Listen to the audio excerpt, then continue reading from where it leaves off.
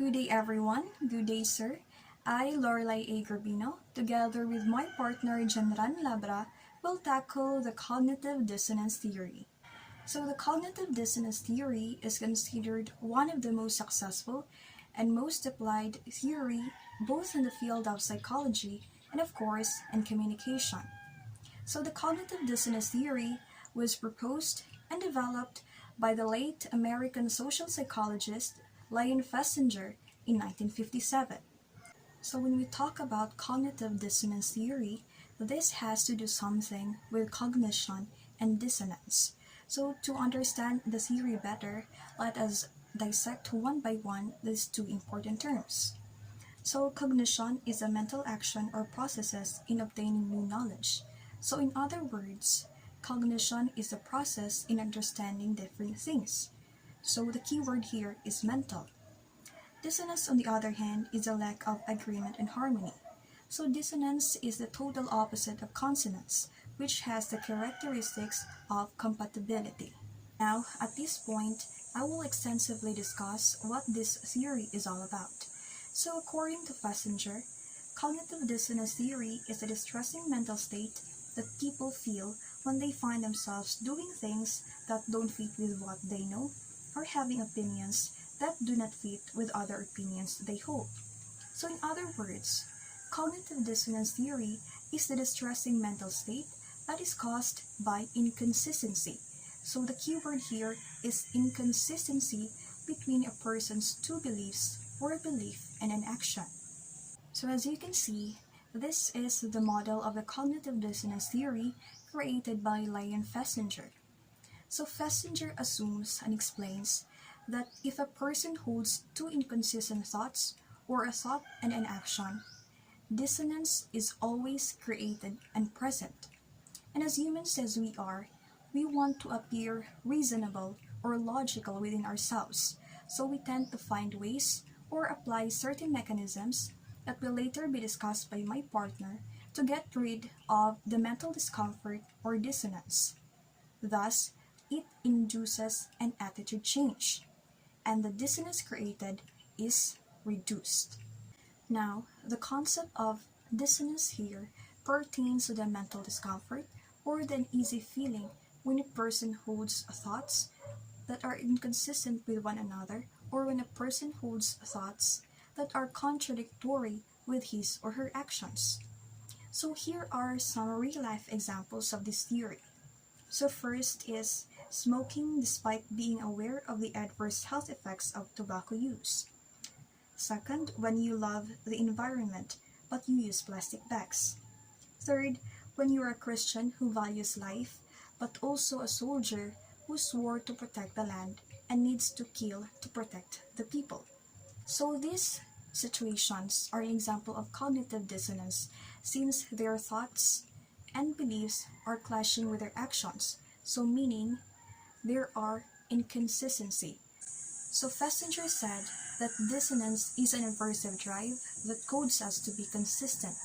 So the tension of dissonance motivates us to change or alter either our behavior or belief to avoid this distressing feeling. So here are three ways to reduce dissonance. So the first way is to change your thoughts to justify your actions. So to better understand this, let us use the first situation a while ago as an example, which is smoking. So in here, a person holds two distinct thoughts. So the first one is, I regularly smoke. And the second one is, smoking is unhealthy. So there is dissonance already, right?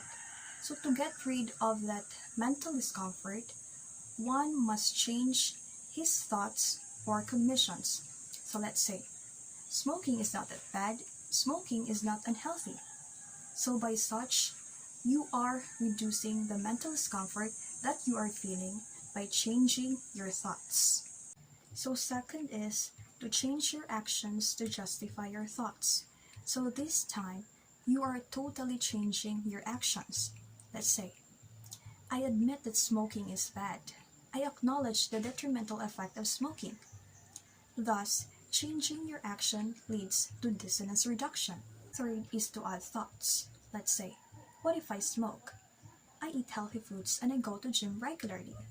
So adding one conflicting thoughts to somehow block the idea of inconsistency helps you feel better, since the dissonance is reduced. So the next slide will be discussed by my partner, Janran Lapra. Thank you, Lorelai, and good day for all of us. As what my partner have stated, I am here to discuss the three hypotheses of cognitive dissonance. Now, Fistinger hypothesized three mental mechanisms that are used to harmonize our actions and attitudes. We can reduce dissonance in multiple facets of our lives where our beliefs and attitudes differ.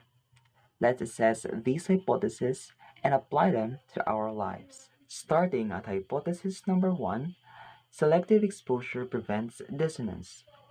It is the tendency where people have to avoid information that would create cognitive dissonance because it is incompatible with their current beliefs. The first hypothesis is somehow considered as an avoidance mechanism that people tend to apply or avoid or evade information that most likely produces dissonance. Thus, they stick and choose information to people who shares the same beliefs with them in order to prevent dissonance and to ease the feeling of mental discomfort. Let's take the example of these two communication researchers, Dave D'Alessio from University of Connecticut Stanford and Mike Allen for University of Wisconsin-Milwaukee back in 4 decades, where people were put in dissonant situation and then had to choose what kind of information they would listen to or read. The researchers discovered that the results consistently supported the selective exposure hypothesis. People tended to select information that lined up with what they are already believed and ignore facts or ideas that ran in counter to those beliefs. By all of it means, selective exposure exists when information is known to be a threat because it tends to trigger people with what they already believe. That is why they neglect the facts and information and try to be selective in their surroundings that share common beliefs and interests so that they can prevent dissonance. Coming up to hypothesis number two, post-decision dissonance creates a need for reassurance. It means that strong doubts experienced after making an important close call decisions that is difficult to reverse. There are three decisions heighten post-decision dissonance. Number one is the more important the issue. For example, deciding to spend a night out with your friend rather than going down finishing an urgent job. Number two is the longer the individual delay in choosing between two equally attractive options, just like to read a book for a perfect relaxation rather than doing a workout in a gym. Number three is the greater the difficulty involved in reversing the decision once it's been made. For example, voting your presidential bets. Out of the three decisions heightened post-decision dissonance and the examples provided, it only means that the more a person is congested with options, the more a person will agonize over whether he or she made the right choice. In simplest terms, in order for a person to prevent or lessen dissonance, he or she needs a reassurance on their own and social support for misgivings or second thoughts that block them after a tough choice that he or she has been decided. On to our last hypothesis, number three, minimal justification for action induces a shift in attitude. It is a claim that the best way to stimulate an attitude change in others is to offer just enough incentive to elicit counter-attitudinal behavior. When we say counter-attitudinal behavior, it is the manner of thinking that reflects one's disposition. He or she has the ability to keep a dignified attitude throughout the crisis. Conventional wisdom suggests that to change behavior, you must alter attitude. However, Festinger reverses the sequence.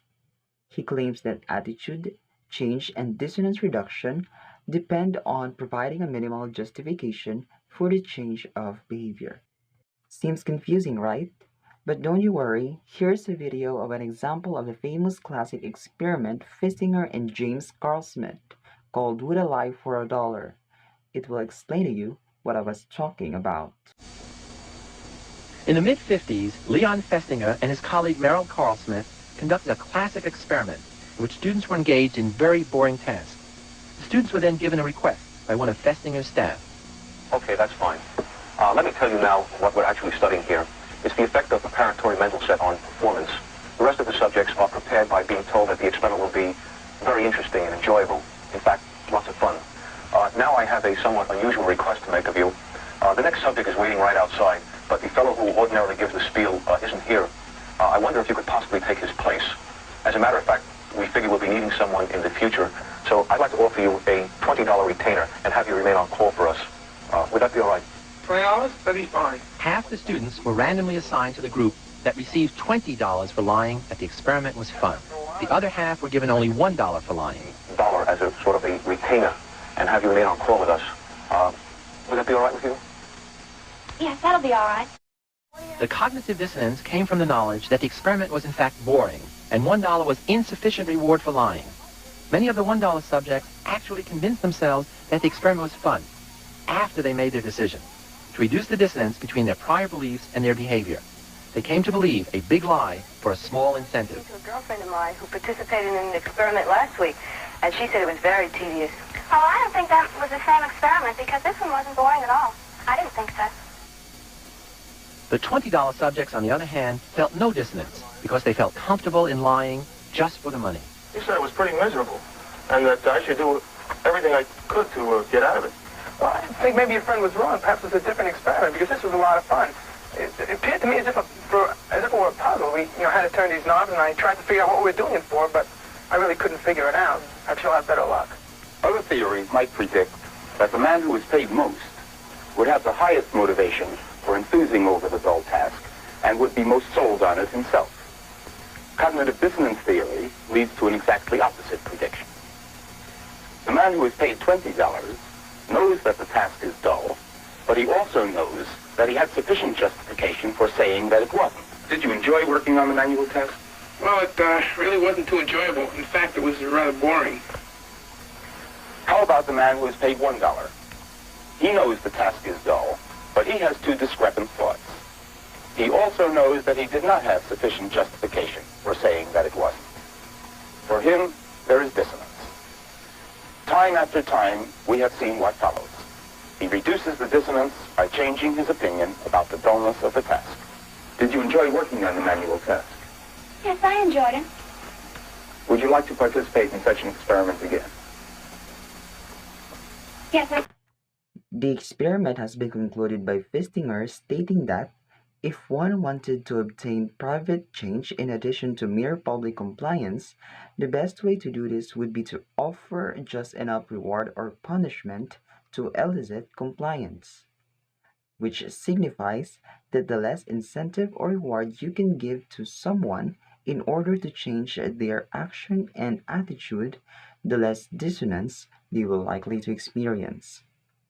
The $1 and $20 study has been replicated and modified many times in an effort to figure out why minimal incentives for inconsistent behavior cause a change in attitude when large rewards don't. Here are the three state-of-the-art revisions to cause and effect of dissonance. Starting at number 1, self-consistency, the rationalizing animal. University of California social psychologist Elliot Aronson argued that we aren't rational animals. We are rationalizing animals who want to appear reasonable to ourselves. He interprets that the $1 and $20 experiment as a study of self-esteem maintenance. If dissonance exists, it is because the individual's behavior is inconsistent with his self-concept. Because most persons have a positive self-concept, they are likely to experience dissonance when they have behaved in a way that they view as incompetent, immoral, and irrational. Unlike to Fistinger's statement for dissonance that it is inconsistency between behavior and attitude, Aronson's revision claimed that the cause of dissonance is the inconsistency between self-concept and the behavior. Number two revision is personal responsibility for bad outcome, the new look.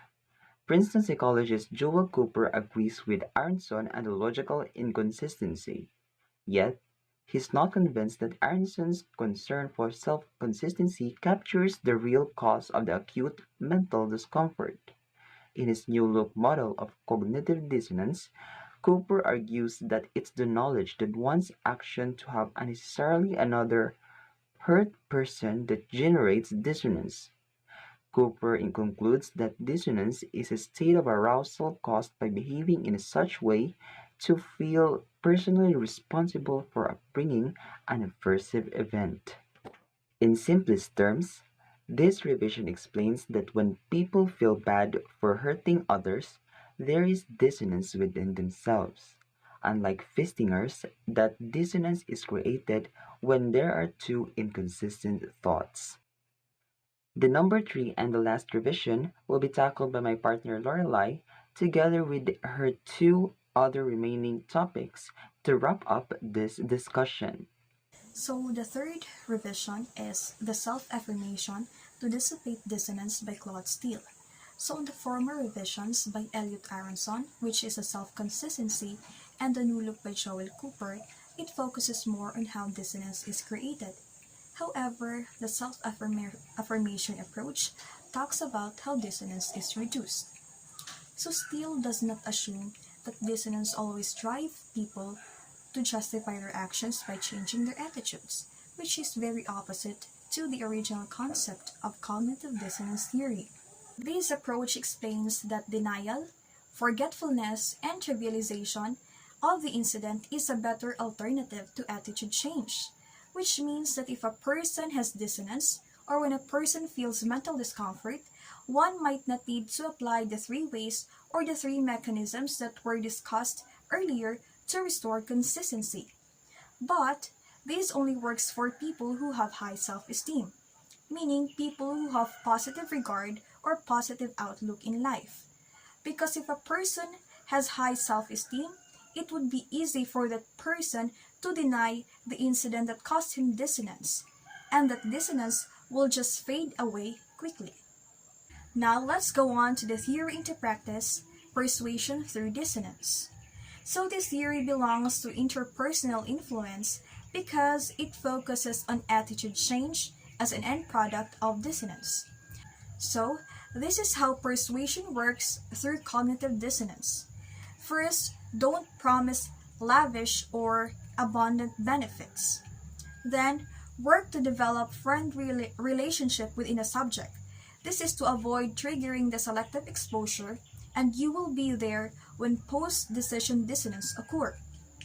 Next is to offer just enough encouragement or the minimal justification.